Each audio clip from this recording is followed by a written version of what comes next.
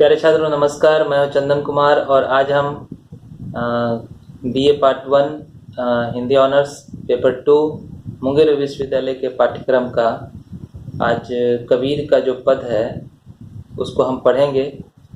कबीर का ये जो पद है अब अंतिम है हमारे पाठ्यक्रम का।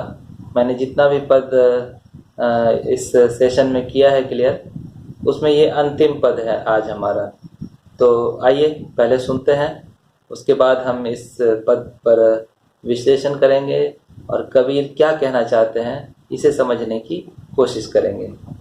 तो शुरू करते हैं। कहते हैं कबीर, हरि बिन झूठे सब व्यवहार, हरि बिन झूठे सब व्यवहार, केते को करो गवार। झूठा जब तप झूठा ध्यान, राम राम बिन झूठा ध्यान। बिजी न खेद पूजा आचार, बिजी न खेद पूजा आचार, सब दरिया में वार न पार। इंद्रिय स्वार्थ मन के स्वाद, इंद्रिय स्वार्थ मन के स्वाद, जहाँ साँच तहाँ मारे बाद, जहाँ साँच तहाँ मारे बाद। दास कबीर रहिया ल्यो लागी, दास कबीर रहिया ल्यो लाई, मर्म कर्म सब दिए बहाई, मर्म कर्म सब दिए बहाई। तो अब सवाल है कि कबीर क्या कहना चाहते हैं। तो मैं इसे फिर से एक बार शुरू करूं, एक एक पंक्ति का अर्थ स्पष्ट करते हुए। कहते हैं कबीर पहली पंक्ति में, हरि बिन झूठे सब व्यवहार। जैसा कि मैं पहले से ही बता रहा हूं कि हरि के बिना सब व्यवहार झूठे हैं। मैंने और भी पिछली पंक्तियों में मैंने बताया है कि कबीर के शब्द में जो हरि, राम, गोपाल, ये जो भी प्रतीक आए हैं, ईश्वरीय प्रतीक जो आए हैं, यहाँ कबीर ने उसका प्रयोग किया है मर्म के लिए, प्रेम के लिए किया है, भाव के लिए किया है। तो यहाँ कबीर कहते हैं हरि बिन झूठे सब व्यवहार, हरि के बिना सब व्यवहार झूठा है। अगर आपके मन में प्रेम ना हो तो फिर आप जो भी करते हैं उसमें एक बनावटीपन होता है। कबीर ये कहते हैं हरि के बिना यानी प्रेम के बिना हमारा जितना भी व्यवहार होता है, जो दैनिक आचरण होता है, आचार विचार होता है, ये सब झूठा होता है।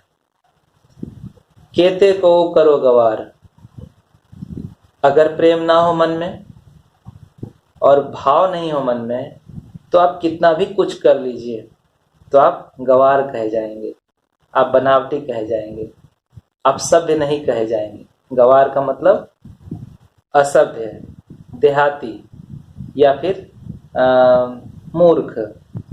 अगर आपके मन में प्रेम ना हो और आप कोई व्यवहार कर रहे हैं किसी से, तो हो सकता है जो प्रेम से भरे हुए व्यक्ति होंगे, जो प्रेम से भरा हुआ समुदाय होगा, वहाँ पर आपका आचरण असभ्यता मूलक कहा जाएगा, असभ्य कहा जाएगा, या फिर उसे तरजीह नहीं दी जाएगी, ये कहा जाएगा कि ये मूर्ख है।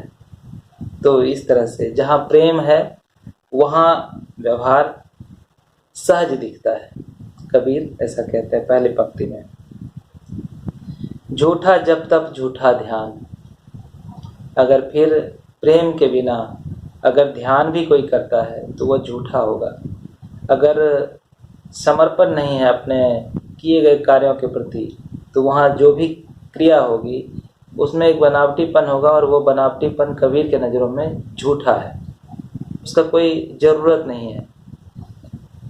झूठा जब तप झूठा ध्यान, अगर भीतर का भाव सपोर्टिव नहीं रहेगा, भीतर का भाव से कोई क्रिया नहीं होगी, तब वह जप भी झूठा होगा, तब वह तप भी झूठा होगा और ध्यान भी झूठा होगा। तो कबीर कहते हैं राम राम बिन झूठा ध्यान। एक कबीर इसके लिए पद कहते हैं, दोहा है, पद नहीं है ये।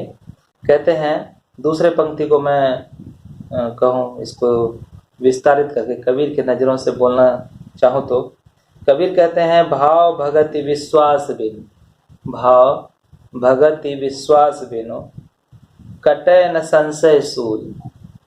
संशय का सूल नहीं कट पाता है।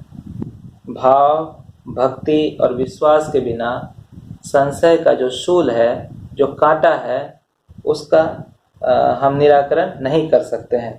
कहे कबीर हरि भक्ति बिन, कहे कबीर हरि भक्ति बिन मुक्ति नहीं रे मूल। अगर हरि की भक्ति ना की जाए तो मुक्ति नहीं संभव है। मुक्ति का जो जड़ है, जो मूल है, वो नहीं मिल सकता है हमें। तो इसी तरह से यहाँ भी कबीर उसी तरह की बात कहते हैं, झूठा जब तब झूठा ध्यान, ध्यान भी झूठा होगा प्रेम के बिना, तब भी झूठा होगा, ध्यान भी झूठा होगा। राम राम बिन झूठा ध्यान।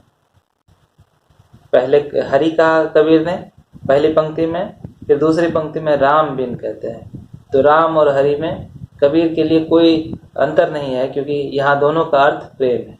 प्रेम के बिना वो झूठा ही ध्यान होगा, झूठा ही समाधि होगा, वो सब आडंबर होगा। तीसरी पंक्ति में कबीर कहते हैं, बीजी न खेद पूजा आचार, बीजी न खेद पूजा आचार। ये 4 शब्द हैं। बीजी का मतलब वजू होता है। जैसा कि कबीर, आप जानते हैं कि कबीर हिंदू और मुस्लिम दोनों ही समुदायों के लिए तीक्ष्ण शब्दों का प्रयोग करते थे, उनके आचार विचार पर प्रहार करते थे। तो यहाँ पर बीजी का मतलब वो जो मैं लेता हूँ, वजू, जो हाथ पैर धोते हैं मुस्लिम समुदाय के लोग, वजू करते हैं। नखेद का मीन्स नहीं खेद, अर्थात शुभता, उपासना, जहाँ शुभता की कोई बातें हो।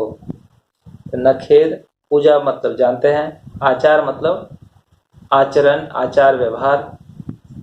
बीजी नखेद पूजा आचार, बीजी नखेद पूजा आचार, सब दरिया में वार न पार। कबीर कहते हैं कि सबको दरिया में डाल दो, वार दो मीन्स दे देना, मतलब बहा देना। कबीर कहते हैं कि सब दरिया में वार न पार। सब चीज़ों को, जो कि बनावटी चीज़ें हैं, जो आडंबर है, जो आचार विचार बाह्याचार है बस, तो उसे कबीर कहते हैं सब दरिया में वार न पार। इसे दरिया में डाल देना चाहिए, इससे पार पाना संभव नहीं है।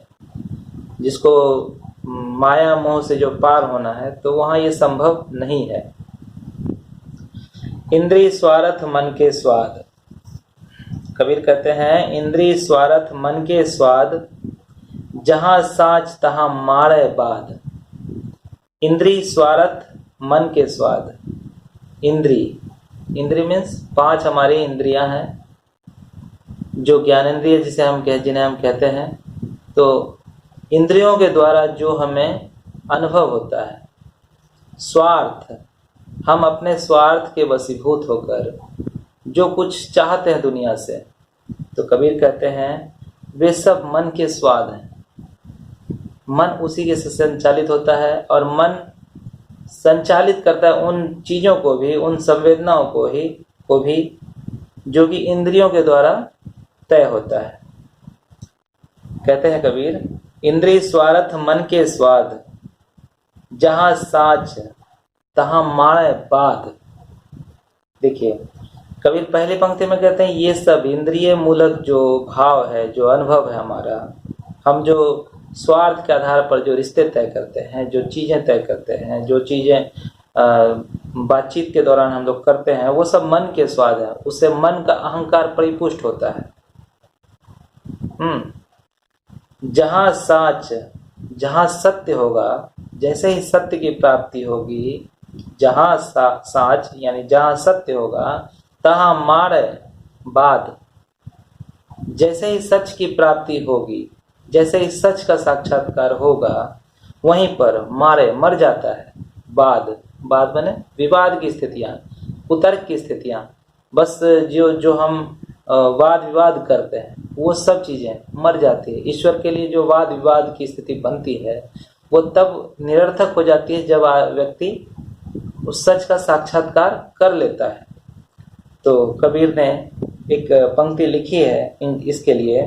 कहते हैं कबीर अपने दोहे में, अचरज किया लोक में, अचरज किया लोक में, पिया सुहागल नीर। अचरज किया लोक में, पिया सुहागल नीर। इंद्री स्वार्थ सब किया, इंद्री स्वार्थ सब किया, बंध्या भरम शरीर। इंद्री स्वार्थ सब किया मतलब इंद्री और स्वार्थ सब किया, बंध्या भरम शरीर। शरीर यानी मन यानी प्राणश्चेतना जिसके उद्धार की बात कबीर कहते हैं वह बंध्या भरम शरीर, वह भरम में बंधा ही रह गया, वह एक झूठी कल्पना में बंधा ही रह गया। वो जो चेतना है वह मुक्त नहीं हो पाई। तो ये है। आगे है कबीर एक पंक्ति आगे कहते हैं, अंतिम पंक्ति है, 5वीं पंक्ति है। दास कबीर रहिया ल्यो लाई, दास कबीर रहिया ल्यो लाई, मर्म कर्म सब दिए बहाई। कहते हैं कबीर दास की कबीर एक साधक के रूप में लौ लगा के बैठे हैं, लौ लगाए हैं। मतलब लौ लगाना मतलब मन लगाना। हम कहते हैं अक्सर बच्चों को कि गांव की भाषा में कहते हैं लौ लगा के पढ़ो। हाँ, तो वही है, यहाँ लगन लगा के पढ़ो, यानी मन लगा के काम करने की बात कबीर कहते हैं। दास कबीर रहिया ल्यो लाई, 2 अर्थ है यहाँ पर। एक अर्थ तो होगा कि मन लगाना, और दूसरा अर्थ होगा इसका लौ मीन्स होता है प्रकाश का एक पुंज। तो कबीर कहते हैं कबीर दास रहिया ल्यो लाई। कबीर दास एक अर्थ में कहें कि कबीर दास ने उस प्रकाश का लौ लगा के रखा है, और दूसरे अर्थ में कहेंगे कि कबीर दास अपने इष्ट में मन लगा कर रखे। तो क्या हुआ, जैसे ही ये एकाकार की स्थिति बनती है इष्ट और ये भक्त में, संत में, जैसे ही एकाकार की स्थिति बनती है तब वहाँ क्या होता है, मर्म कर्म सब दिए बहाई। मर्म और कर्म दोनों ही बहा दिए जाते हैं, कुछ नहीं शेष रह जाता है। ना मर्म रहता है शेष, ना ही कर्म शेष रहता है। कर्म का बंधन यहीं टूट जाता है। कर्म अगर, तो कर्म के बारे में कबीर कहते हैं कि एक बस साधन है। हाँ, जो मर्म है, जो अनुभव है, वह भी विघटित हो सकता है, और कबीर के नज़रों में एक शाश्वत की स्थिति बनी रह सकती है। इसीलिए कबीर अपने कई दोहों में इन सब बातों को कहते हैं। एक दोहे में कहते हैं कबीर, 2.5 अक्षर प्रेम के पढ़े तो पंडित होए। 2.5 अक्षर प्रेम के पढ़े तो पंडित होए। मतलब ये जो प्रेम है, जो भाव है ईश्वर के प्रति, तो उसको केवल समझना, महसूस करना ही ईश्वर में स्थापित हो जाना है। और यहाँ ईश्वर अलग है भी नहीं, कबीर उसकी सत्ता को अलग मानते भी नहीं, बस अपनी स्थिति को कबीर बनाए रखना चाहते हैं, उसमें घुलने मिलने की कला कबीर करना चाहते हैं। तो हमने इस पद को समझने की कोशिश की। मेरी अपील है आप लोगों से कि अगर कोई भी प्रश्न हो इसमें तो ज़रूर मुझसे साझा करें, क्योंकि हम भी अभी नए नए अर्थों को खोज कर ही आगे बढ़ रहे हैं। तो यदि आपके मन में कोई नई बातें हो तो ज़रूर आप साझा करें, ताकि हम नए क्षितिज को खोज सकें। आज बार इतना ही। बहुत बहुत धन्यवाद। नमस्कार।